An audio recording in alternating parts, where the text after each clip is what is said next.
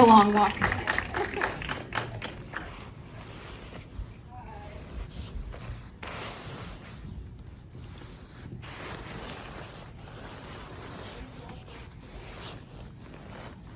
All right. I'm trained in the theater. We'll get the second microphone for you here. We'll give you mine. Hi. Thank you so much for staying. I'm so excited to talk about this. This is great. Okay, but you need a microphone too. It's okay. I'm also loud. Okay, I can repeat the question maybe? Okay. We'll figure it out. Congratulations on this. Julia actually snuck in at the end of the movie and got to hear all of your reactions as you were watching the wedding scene. And it's so exciting. This is your opening night. Opening night, yes. This is your hometown. Hometown. Excited crowd. Excited crowd? Question mark? Yay, thank you. How does it feel to finally have this movie out in the world? Oh my God, how does it feel to finally have this movie out in the world? It is surreal, it's so thrilling, so thrilling. This movie is really close to my heart. It's been 5 years in the making. It's in theaters, which is huge. Like, you know, that's so rare for a movie of this size, and it's so exciting. This is obviously adapted from the popular novel by Renee Carlino. The two of you, thank you, the two of you actually collaborated on the script. So when exactly did this come together, and how did the story come to you? Well, actually, it really, the whole genesis for this project is Gabby Kono Abdi, who plays Helen in the movie. She slid into my DMs on Instagram 5 years ago and said, I read somewhere that you're really interested in directing. And she was right, I'd really been wanting to direct for a long time and actively looking for the right story to tell, and you know, couldn't figure it out until she sent me this book. She said, what about this? And she sent it to my agents, and I still have the letter that she wrote. And she was 25 years old, which is really, she had a lot of chutzpah and tenacity. But she was totally right. I fell in love with the book. I had a visceral response to it. I laughed, I cried, I laughed through my tears. And I thought this is the perfect thing for me to do. And that gave me the confidence to really finally say, okay, I'm gonna direct something. Renee we didn't really collaborate on the screenplay side by side. She had a script that she had written, and then when I agreed to sign on as director, I was like, I kind of want to make it my own. And she gave me her blessing and said, you know, that she trusted me. And then once I had finished my version of the script, she gave me some notes, and then we were off and running. And I sent it to producers that I had worked with as an actress, the Fife-In team. But it took us 5 years to really get it financed and cast, and we were all ready to start shooting in the summer of 2023, I want to say, or 24, I forget, and then 23. And the SAG strike happened, and so we had to wait for that to be done. But here we are. It's so crazy. It feels like it was such a long time, but now it feels like it wasn't. Woo! Thanks.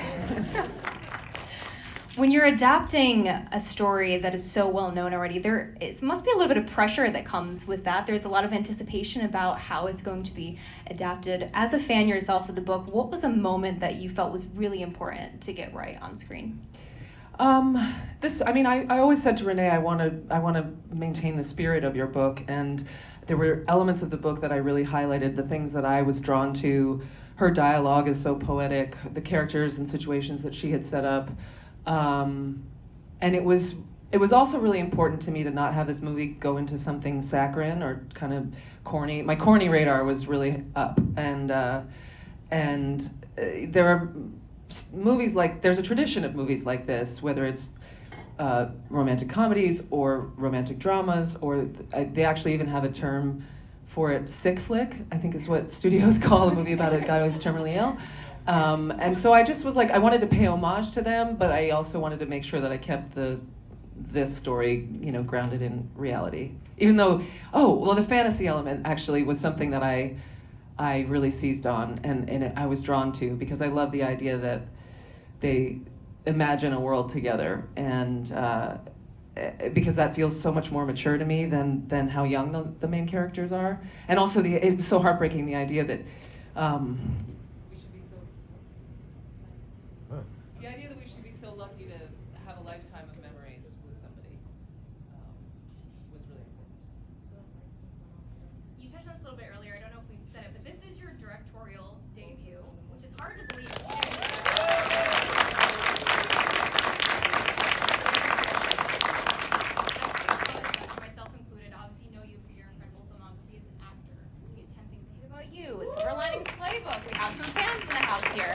But was directing always the goal? When you're on these sets, are you looking, learning, listening, just taking it all in?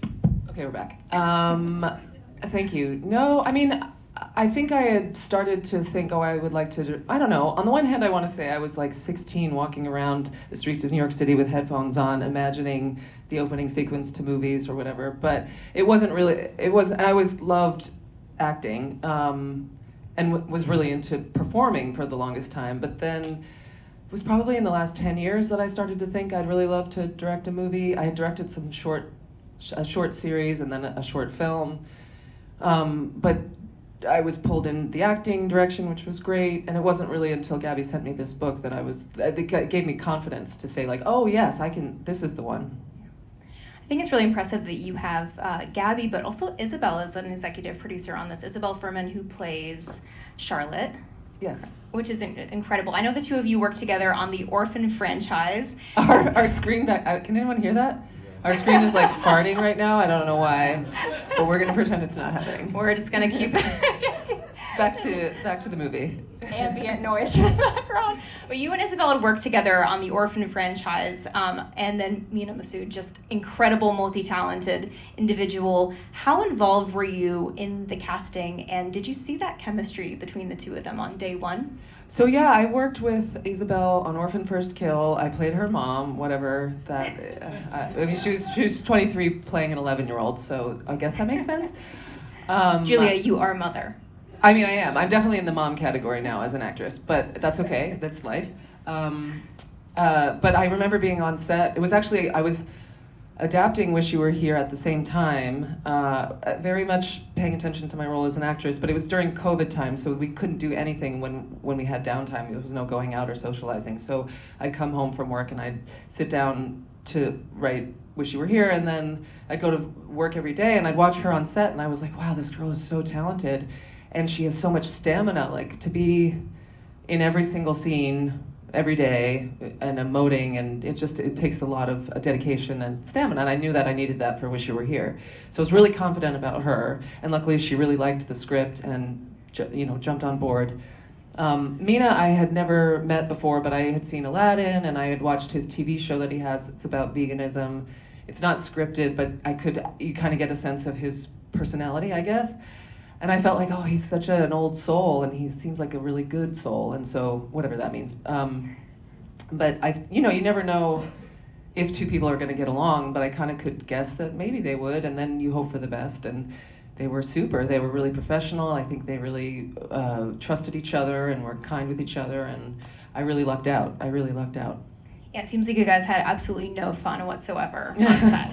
One look at any of your Instagrams, and it seems like the three of you were just bonded for life. Yeah, the actors had so much fun. I think I mean, I had a lot of fun too, but directing is quite stressful in a great way. It's a lot of responsibility. Absolutely. We also have to talk about Jennifer Grey and Kelsey Grammer. An incredible coupling. Never knew that they would be so wonderful together. And you even got a little bit of opera.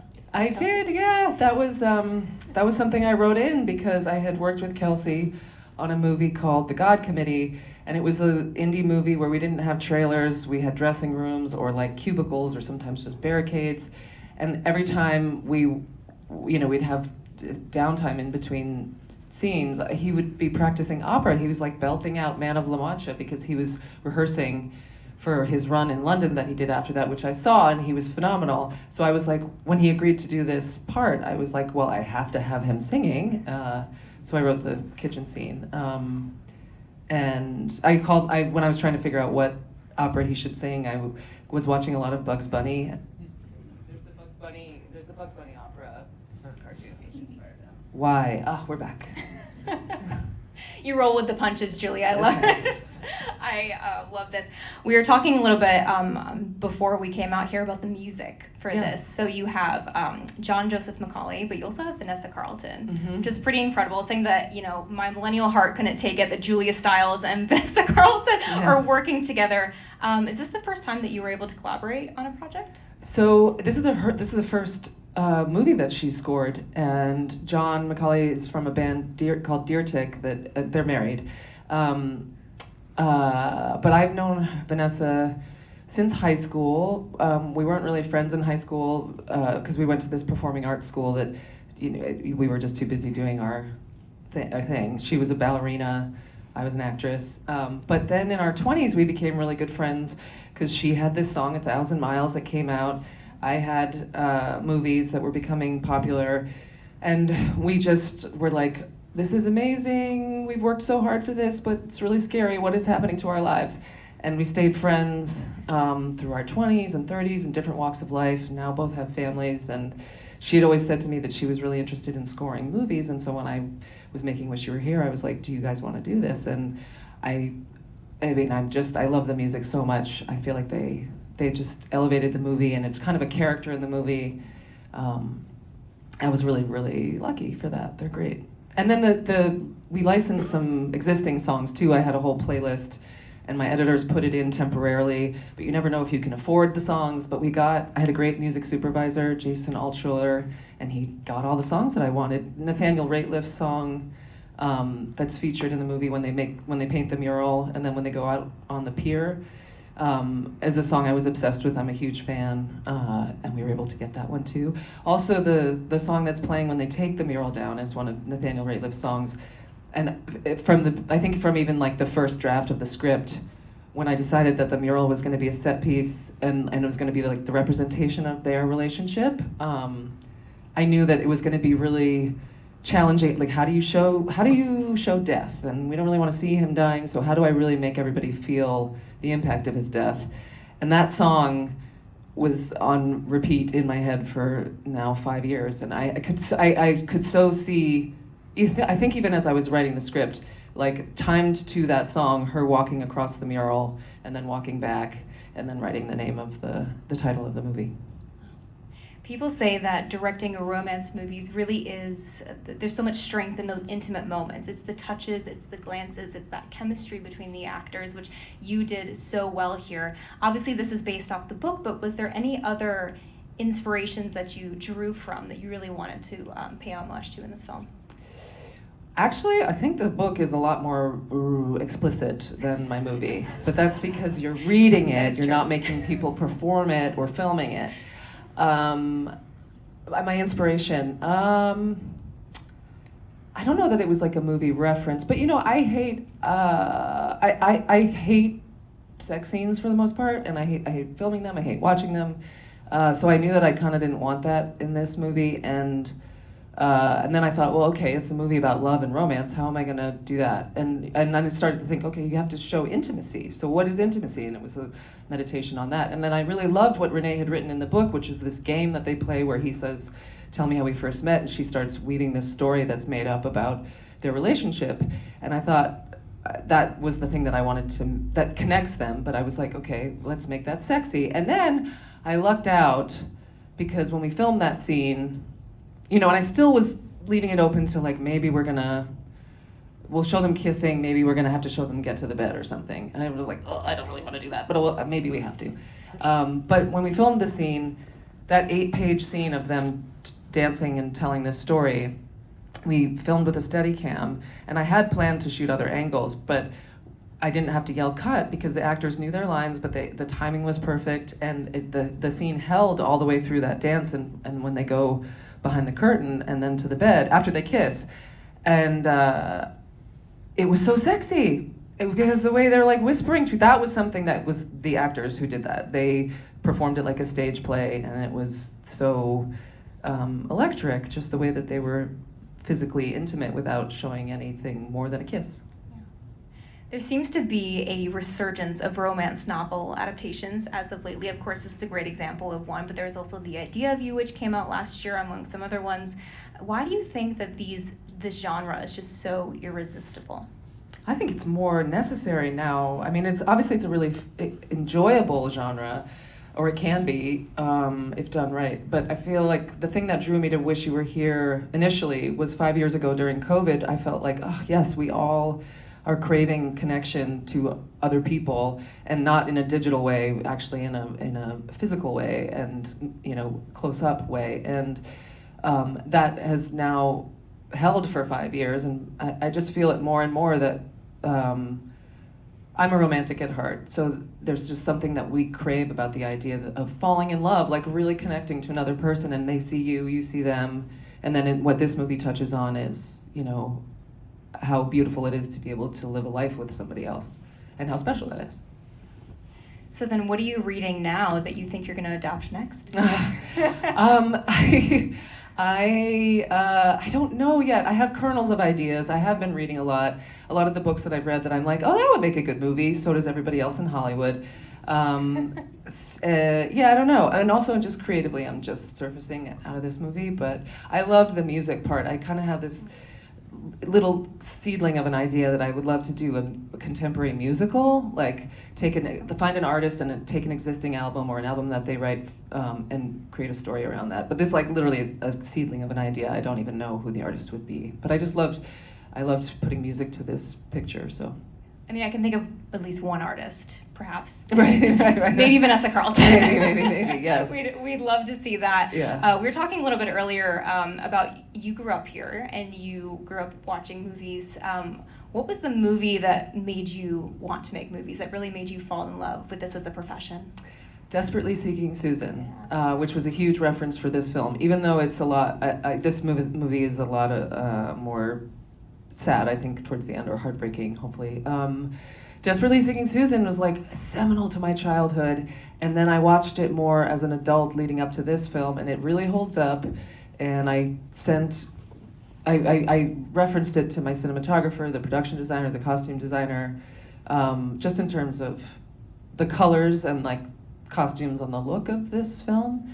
And I sent I slid into Susan Seidelman's DMs, the director of that movie, and because I had read her memoir too, and I said, "Can I send you my director's cut, and can you give me notes?" And she did, which was awesome.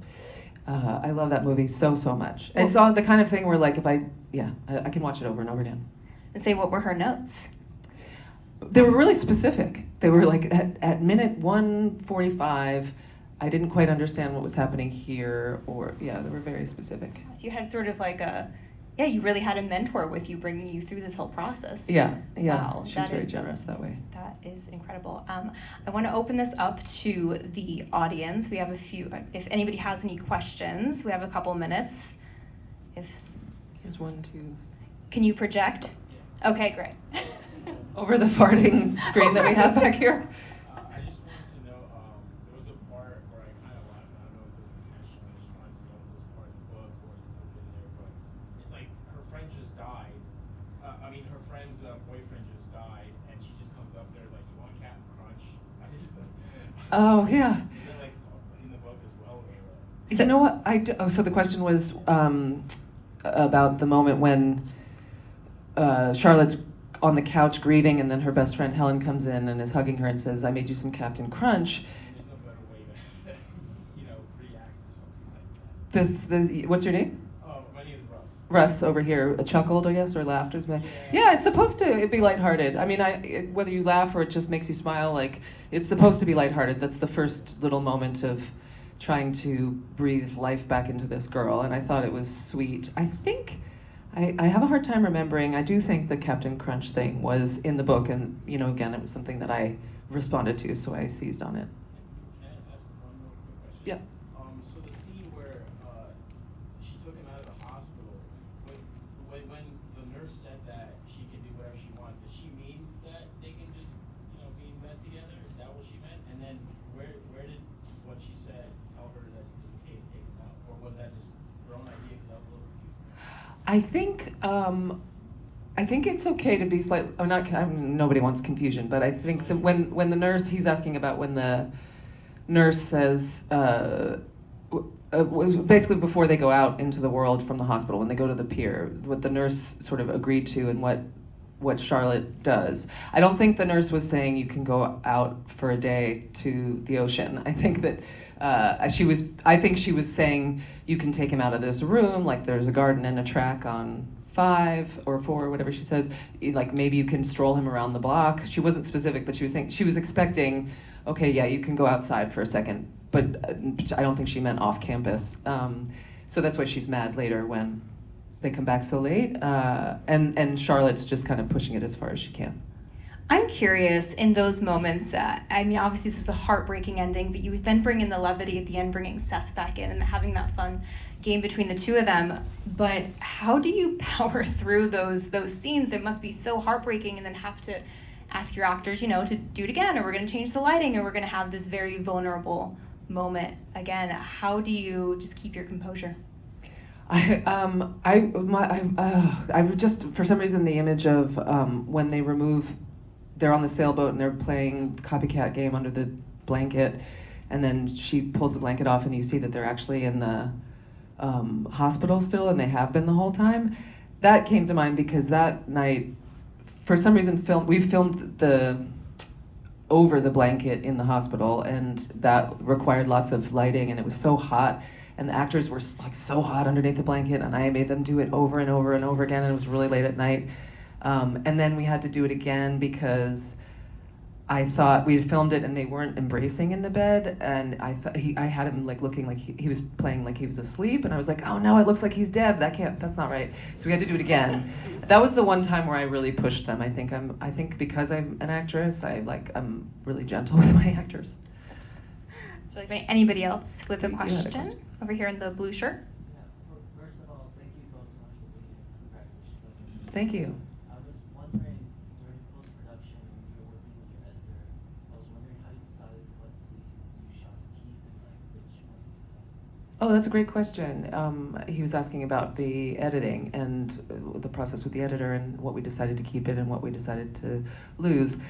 My editor, Melody London, has been editing since Jim Jarmusch started making films, and she's such a. I told her at the end of this, I was like, will you marry me if I get to ever make another movie again? Because to be able to edit with her, she was such a good guide, pushed me a little bit, but just made me, but also really respected my vision and my opinions, and it was just such a delight to work with her. But it was a process, and actually was one of my favorite parts of the process because it's a little more relaxed. It's like 9 to 5 or 10 to 6.